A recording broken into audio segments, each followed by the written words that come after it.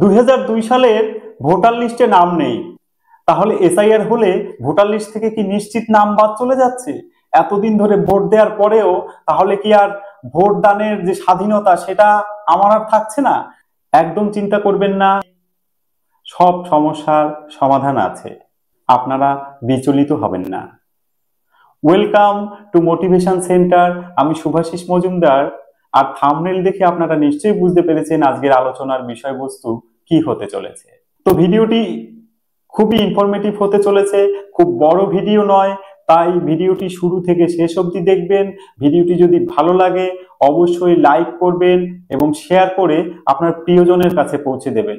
এবং যারা চ্যানেলে নতুন এসেছেন তারা অবশ্যই এক্ষুনি সাবস্ক্রাইব করে বেল নোটিফিকেশনটি অল করে রাখবেন, যাতে করে এরকম ইনফরমেটিভ ভিডিও নোটিফিকেশন সবার আগে আপনার কাছে পৌঁছে যায়। তো চলুন বিলম্ব না করে শুরু করা যাক। 2002 সালের ভোটার লিস্টে নাম নেই, বিচলিত হওয়ার কোনো কারণ নেই।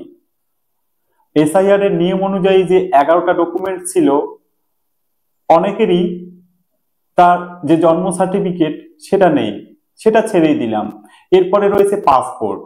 পাসপোর্টে কিন্তু কোনো বৈধ সময়সীমা দেয়া নেই এসআইআর এর ক্ষেত্রে, যে পাসপোর্টে আপনার কবে আপনার পাসপোর্ট ইস্যু হয়েছে।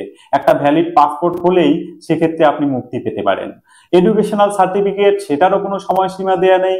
এডুকেশনাল সার্টিফিকেট সেটাও যদি আপনার না থাকে, সেক্ষেত্রে এসসি এসটি ওবিসি কার্ড, সেটারও কোনো বিশেষ সময়সীমা বেঁধে দেয়া নেই, সেটা দিতে পারেন। অথবা ম্যারেজ রেজিস্ট্রেশন সার্টিফিকেট, জমির দলিল বা পর্চা, এটা যদি আপনাদের থাকে তাহলে আপনারা শো করতে পারবেন। ফরেস্ট সার্টিফিকেট, কোনো কোম্পানিতে যদি কাজ করে থাকেন, যদি সেটা গভর্নমেন্ট বা পিএসইউ হয়, সেখানের কোনো আইডেন্টিটি প্রুফ, এরকম প্রচুর ডকুমেন্টস রয়েছে। শুধুমাত্র এনআরসিটা এখানে লাগু হয়নি বলে এনআরসি ডকুমেন্টস এখানে শো করা যাবে না। এছাড়া বাকি 11টার মধ্যে যে কোনো একটা ডকুমেন্টস আপনারা দেখাতে পারলেই এসআইআর থেকে মুক্তি। তাই টেনশনের কোনো কারণ নেই। এখনো এসআইআর এর নোটিফিকেশন আসেনি, আসলে পরে বাকি সব ক্লিয়ার হয়ে যাবে, আপনারা ভয় পাবেন না।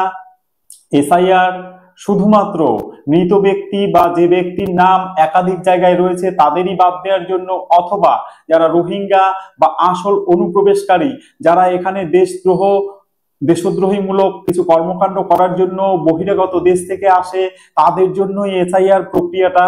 সুতরাং আপনারা ভয় পাবেন না, বিচলিত হবেন না, নিশ্চিন্তে থাকুন। যা ডকুমেন্টস আছে সেগুলি সুরক্ষিত রাখুন। এসআইআর নোটিফিকেশন এলেই আপনারা বুঝতে পারবেন, বিচলিত হয়ে কোনো লাভও নেই। সবাইকে আমি আশ্বস্ত করছি, সবাই ভালো থাকুন, সুস্থ থাকুন, সবার জন্য অনেক অনেক শুভকামনা।